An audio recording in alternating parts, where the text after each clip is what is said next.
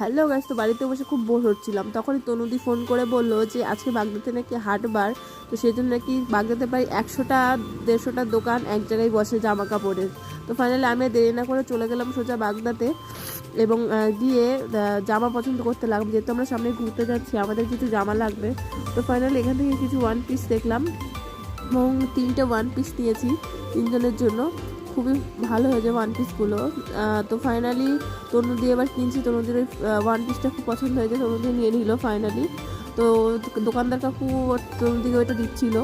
তো ফাইনালি আমার একটা ওয়ান পিস অলরেডি নেওয়া হয়ে গেছে দিদির জন্য, আমার হাতেই ছিল ওয়ান পিসটা। এই যে আমি এটা কিনেছি। তো আমার জন্য এখনও কেনা হয়নি, তনুদিকে আমি এদিকে আসতে বললাম, তনুদিকে একটা কিনছিল। তো ফাইনালি আমি এবার বেরোবো। তো ফাইনালি আমি বেরিয়ে গেছি কেনাকাটা করে।